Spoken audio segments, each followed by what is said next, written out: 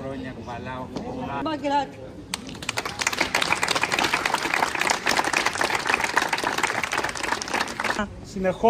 Μετά από 8 χρόνια συνεχόμενων αναβολών, μετά από το πρωτόδικο δικαστήριο, έφτασε στο τέλος της πρώτης τουλάχιστον δίκης, γιατί έχουμε και άλλη μετά. Αυτό το τέλος της δίκης, καταρχάς θέλουμε να ευχαριστήσουμε πρώτα και κύρια τους συνηγόρους μας, οι οποίοι ο ένας μετά τον άλλον, ο Σαραφιανός ο Δημήτρης, η Δάφνη Κοστούλα, ο Σπαθόπουλος ο Νίκος, ο Προβατάς ο Βασίλης και ο δικός μας άνθρωπος ο Γκουλιούμης ο Νίκος, έδωσαν τον καλύτερό τους σε αυτό για να έρθει το αθωωτικό αυτό αποτέλεσμα. Να ευχαριστήσουμε τους συναδέλφους από το 4ο Γυμνάσιο που μας στήριξαν, είτε ήρθαν ως μάρτυρες είτε δεν ήρθαν ως μάρτυρες. Να τους ευχαριστήσουμε γιατί χωρίς αυτούς πάλι δεν θα έφτανε αυτό το αποτέλεσμα. Κυρίως όμως, συνάδελφοι, και ας μου επιτρέψουν όλοι οι προηγούμενοι, να ευχαριστήσουμε όλους εσάς που 3 μέρες τώρα και 3 μέρες στην πρώτη δίκη δώσατε με αρκετά λεφτά από την τσέπη σας το παρόν σε αυτή τη δίκη. Μας δίνατε και εμάς δύναμη, αλλά και ασκήθηκε και η απαραίτητη πίεση προς όλους να ξέρουν ότι εδώ δεν δικάζεται ούτε ο Αχιλλέας ούτε η Μαρίνα. Δικάζεται ολόκληρο το Διοικητικό Συμβούλιο της ΕΛΜΕ, δικάζεται ένα ολόκληρο σωματείο. Αυτή η παρουσία σας εδώ πέρα έδειξε ότι η αλληλεγγύη, ο συλλογικός αγώνας και η διεκδίκηση φέρνουν αποτελέσματα. Έτσι θα συνεχίσουμε να κάνουμε και από εδώ και πέρα, γιατί αυτή τη στιγμή, συνάδελφοι, τρέχουν 3 μηνύσεις απέναντι σε ΕΛΜΕ, στην ΕΛΜΕ Πειραιά, στη Β' ΕΛΜΕ Εύρου, στην ΕΛΜΕ Φθιώτιδας, για αντίστοιχες υποθέσεις. Με αυτό το αποτέλεσμα σήμερα και με την παρουσία σας εδώ πέρα δείξαμε ότι δεν είναι κανένας μόνος του, ότι τα σωματεία και η Ομοσπονδία βρίσκεται δίπλα σε κάθε έναν ο οποίος κυνηγέται, και να ξέρετε ότι το επόμενο διάστημα ξεκίνησε ο πόλεμος. Το επόμενο διάστημα η υποταγή των εκπαιδευτικών είναι απαραίτητος κρίκος στους σχεδιασμούς του κράτους, της κυβέρνησης, του Υπουργείου Παιδείας. Οι συνεχείς διώξεις είναι απαραίτητο στοιχείο της πολιτικής τους. Και εμείς και με την αλληλεγγύη που έχουμε και με το αποτέλεσμα της δίκης και με ό,τι κάναμε όλο αυτό το διάστημα, δείχνουμε ότι όχι μόνο δεν θα υποταχθούμε, αλλά θα συνεχίσουμε να διεκδικούμε ακόμα πιο δυναμικά και κυρίως ακόμα πιο συλλογικά. Η συσπήρωση στο σωματείο είναι ακόμα πιο έντονη η ανάγκη να γίνει και να αυξηθεί η συμμετοχή όχι μόνο στις εκλογές, δεν μας ενδιαφέρουν, να αυξηθεί σε όλες τις κινητοποιήσεις, σε όλες τις παραστάσεις, παντού. Συνεχίζουμε αταλάντευτα στον δρόμο του αγώνα. Σας ευχαριστούμε πάρα πολύ μέσα από την καρδιά μας.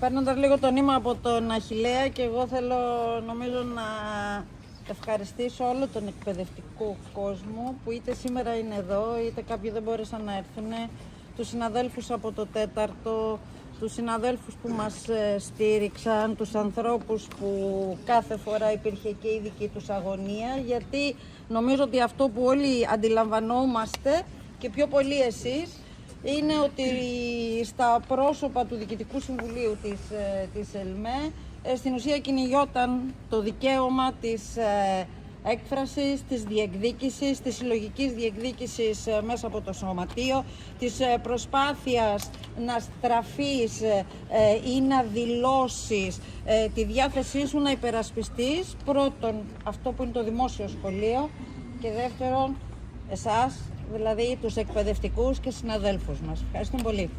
Για μια ακόμα φορά αναγκαζόμαστε να έρθουμε στα δικαστήρια για να διεκδικήσουμε τα αυτονόητο. Ότι ο συνδικαλισμός δεν ποινικοποιείται. Ότι οι διεκδικήσεις των εργαζομένων είναι δίκαιες και δεν είναι αντικείμενο καταδικών. Κι όμως βρισκόμαστε σε μια περίοδο όπου ο αυταρχισμός, η καταστολή, τα πειθαρχικά, τα ποινικά διώκουν εργαζόμενους, φοιτητές, εκπαιδευτικούς σε όλη την Ελλάδα.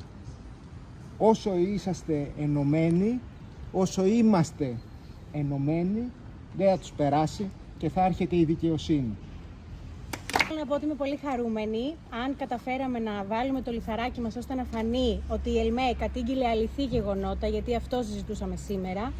Είμαι χαρούμενη αν καταφέραμε να συνεισφέρουμε όλη η ομάδα των συναδέλφων στο ένα σωματείο να μην φοβάται να καταγγέλει, γιατί είναι καθήκον του, είναι υποχρέωσή του και η ΕΛΜΕ Κέρκυρας αυτό ακριβώς έκανε. Και να ευχαριστήσω και εγώ, γιατί ήταν τιμή μου να εκπροσωπώ αυτούς τους ανθρώπους, αυτούς τους κατηγορούμενους σήμερα που αθώθηκαν, και να σας ευχαριστήσουμε που ήσασταν όλες αυτές τις μέρες δίπλα μας και στηρίζατε και εμάς και τους εκλεγμένους σας. Μία απόφαση αποτελεί μια ιστορικής σημασίας νίκη για την υπεράσπιση των δημοκρατικών ελευθεριών και των συνδικαλιστικών δικαιωμάτων. Από τη θέση του συνταξιούχου πλέον θέλω να τονίσω ότι κανένας αγώνας δεν είναι χαμένος. Η απόφαση είναι ένα μήνυμα αισιοδοξίας για τους αγώνες που θα ακολουθήσουν στο μέλλον. Υποδεχόμαστε σήμερα αυτή την απόφαση με δάκρυα χαράς και ανακούφισης. Η προσπάθεια η οποία έχει γίνει αιμονή οριακά να υποβαθμιστεί ο ρόλος του σωματείου σε έναν διεκπεραιωτή συκοφαντικών ειδήσεων, νομίζουμε ότι σήμερα κατέρευσε στο δικαστήριο. Ξέρετε, το διακύβευμα ήταν πολύ μεγάλο και γι' αυτό έλαβε και πανελλαδικά χαρακτηριστικά. Δεν είναι τυχαίο ότι η ηγεσία της ΟΛΜΕ, 4 στελέχη της ΑΔΔ, ήρθαν εδώ γνωρίζοντας στην Ακριτική Κέρκυρα, διότι γνώριζαν, καταλάβαιναν ότι κάτι μεγάλο γίνεται, κάτι το οποίο θα έχει αντίκτυπο για τις συνδικαλιστικές ελευθερίες σε ολόκληρη την Ελλάδα.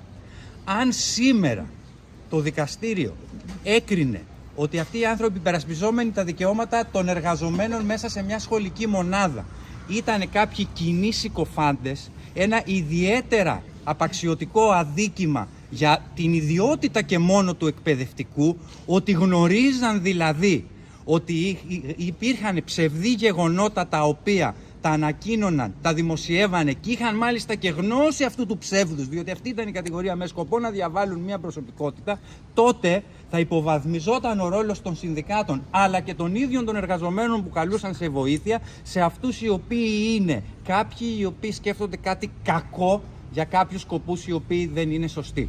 Όχι λοιπόν, τα σωματεία δεν παλεύουν παλεύουν για αξιοπρέπεια, παλεύουν για δημοκρατία στο σχολείο, παλεύουν για να κρατήσουν αυτό που λέγαμε από την αρχή, αυτό που έλεγαν οι συνάδελφοι για εκπαιδευτική από την αρχή, το δημοκρατικό σχολείο όρθιο. Αυτό αποδείχθηκε σήμερα σε αυτή τη δίκη και γι' αυτό και κρίθηκαν πανηγυρικά αθώοι. Αν δεν υπήρχε όμως η σταθερή επιμονή των εκπαιδευτικών κατηγορουμένων ως το τέλος, αν δεν είχαμε δίπλα μας εκλεκτούς καθηγητές από το σχολείο να μας στηρίχνουν μέσα και την τελευταία στιγμή, αν δεν υπήρχε μια ομάδα νομικών οι οποίοι πίστεψε μέχρι και την τελευταία στιγμή και ξεσκόνησε λέξη τη λέξη τη δικογραφία, αν δεν υπήρχε προφανώς η συγκινητική παρουσία του συνόλου δηλαδή των εκπαιδευτικών να σταθεί στο πλάι της ΕΛΜΕ σε αυτή την περιπέτεια, τίποτα δεν είναι αυτονόητο.